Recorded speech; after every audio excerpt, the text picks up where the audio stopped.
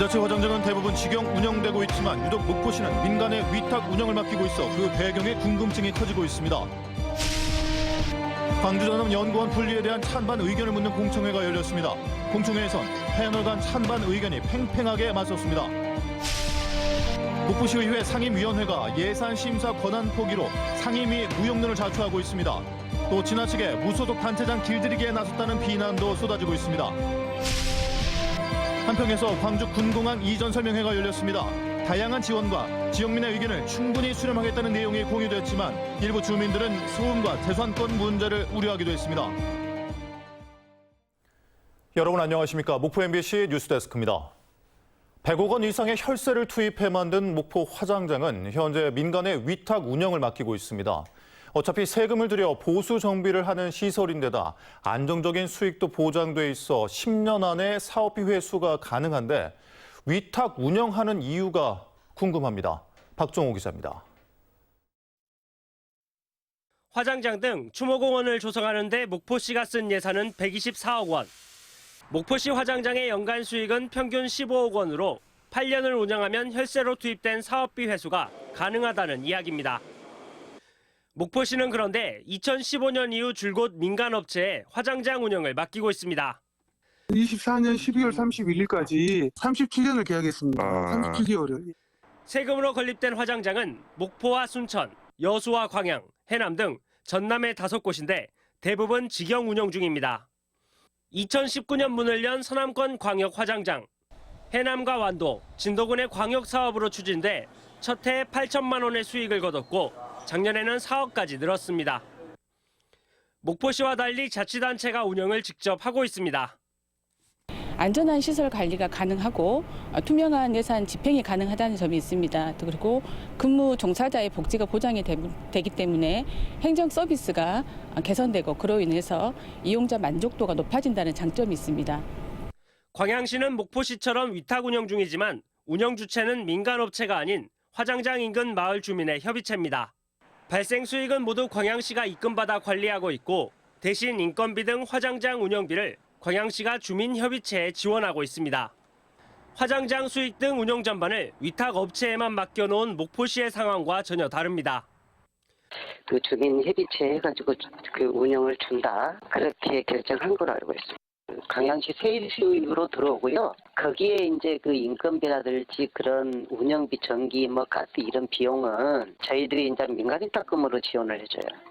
화장장 짓는 데 혈세를 쓰고 운영은 민간에 맡겨놓은 채 해마다 시설 유지 보수에 또다시 혈세를 투입하고 있는 목포시.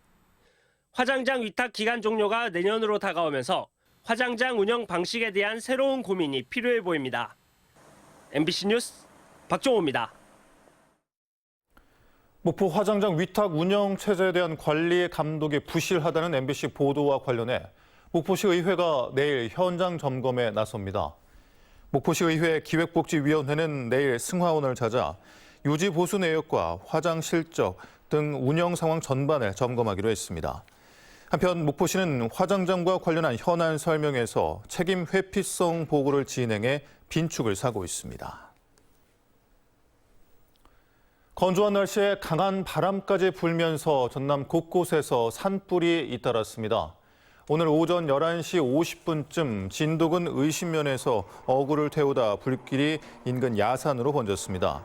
또 오늘 낮 12시 35분쯤 무안군 운남면의 한 야산에서도 불이 나 30여 분 만에 진화됐습니다. 사실상 재분리 수순에 들어간 광주 전남 연구원을 두고 논란이 계속되고 있습니다. 공청회에서 찬반이 팽팽하게 맞섰는데 정치적 셈법에 휘말리느라 그동안 연구원이 제 역할을 하지 못했다는 데는 이견이 없었습니다. 김진선 기자입니다. 전남발전연구원으로 출범했다 통합과 분리, 재통합을 반복해온 광주 전남 연구원. 통합 이후 전남 특화 연구 실적은 크게 줄었고 특히 농업 해양수산 분야의 폭이 가장 컸습니다. 구성원들도 본래 소속돼 있던 기관의 연구를 주로 수행하며 내부 갈등도 여전한 상황. 전라남도도 통합 운영의 한계를 인정했습니다. 특히 농업, 해양수산 등 저희도 왜 특화 분야 감소가 두드러진 측면이 있습니다. 사실상 재분리 수순에 들어간 가운데 연구원 분리 여부를 논의하기 위한 공청회가 열렸습니다. 시작하자마자 분리를 반대하는 참가자들의 항의로 소란을 빚기도 했습니다. 광주 전남 연구원이 소재한 나주를 중심으로 분리 반대 여론이 거센 가운데 반대 측은 지금은 협력 강화를 통해 지역 발전을 도모해야 할 때라고 강조했습니다. 과거 행정구역 중심의 소지역주의로 회귀하는 것과 다름없다는 겁니다. 저는 또다시 이렇게 분리 주장을 하는 것 자체가 이 연구원으로서의 기능들을 훼손하고 있다고 생각을 하기 때문에 분리를 찬성하는 측은 다시 분리한 대구 경북 연구원 사례를 들며 서로 다른 정책 방향을 가진 두 지역의 정책 개발 수요를 감당하는 것은 사실상 부적절하다고 주장했습니다. 특히 두 지역의 이해관계가 상충하는 연구를 피하는 등 통합 운영에 시너지 효과가 없었다는 겁니다.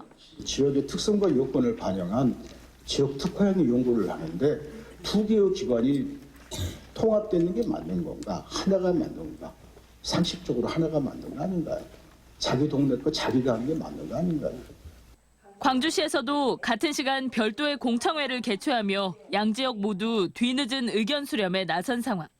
전라남도는 연구원 분리가 확정되면 조례 개정 등을 거쳐 오는 7월 독립연구원으로 재개원을 추진할 예정입니다. MBC 뉴스 김진선입니다. 전라남도가 지방 소멸 가속화를 우려하며 삼성 측에 전남에 투자해 줄 것을, 정부 측에는 반도체 특화 단지를 광주 전남에 지정해 줄 것을 촉구했습니다. 전라남도는 전국에서 유일하게 아리백 실현이 가능한 전남이 미래 첨단 산업 중심지가 되도록 삼성의 지역 균형 발전 60조 원 투자 계획에 반드시 전남을 추가해 주기 바란다고 밝혔습니다. 여순 사건 희생자 유족에게 전라남도가 생활비를 지원할 수 있게 됩니다. 전남도 의회는 임시회 본회의에서 신민호 의원이 대표 발의한 여순 사건 희생자 유족 생활보조비 지원 조례안을 가결했습니다. 지원 조례는 전남에 주민 등록을 두고 거주하는 희생자의 배우자와 형제, 자매, 자녀 등을 대상으로 매달 생활보조비를 지급하는 내용이 담겨 있습니다.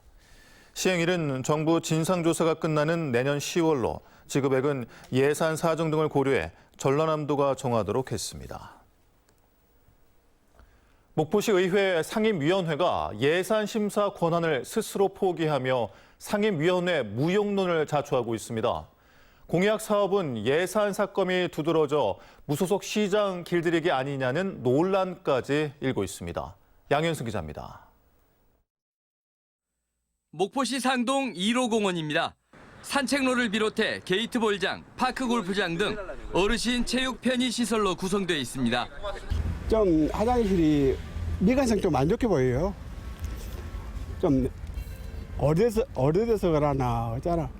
조성된 지 10년을 훌쩍 넘기면서 시설 개선 요구 민원이 큰데 목포시의회는 예산 삭감 움직임을 보이고 있습니다.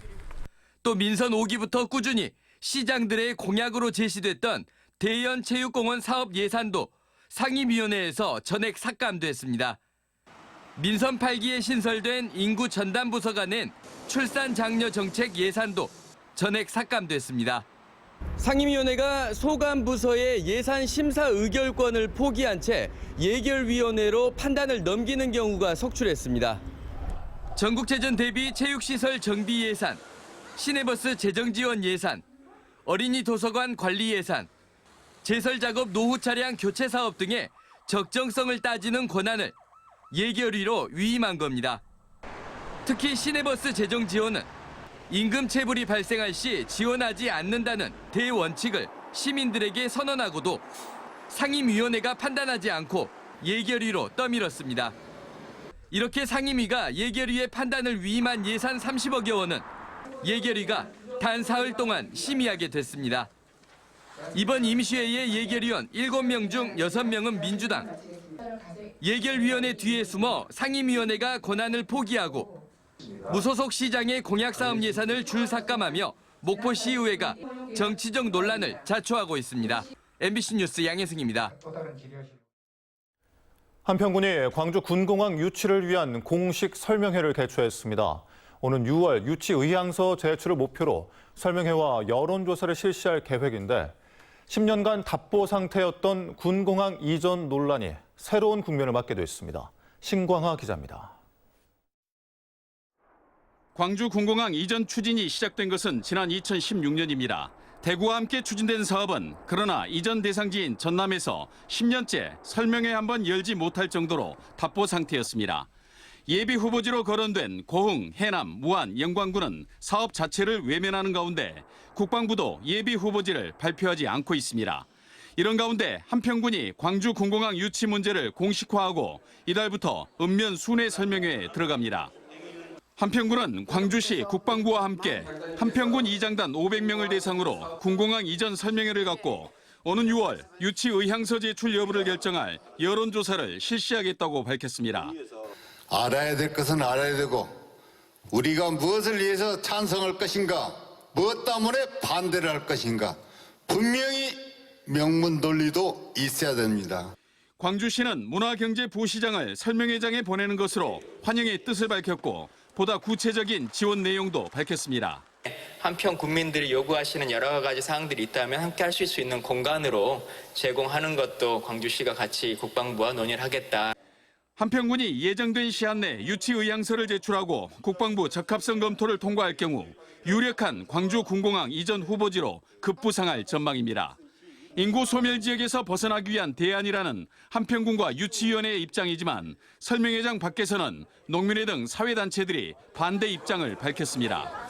한평군이 광주 군공항 이전 논란에 종지부를 찍는 국면 전환자가 될지 아니면 다른 예비 후보지들의 적극적인 참여를 이끌어내는 마중물이 될지 주목되고 있습니다.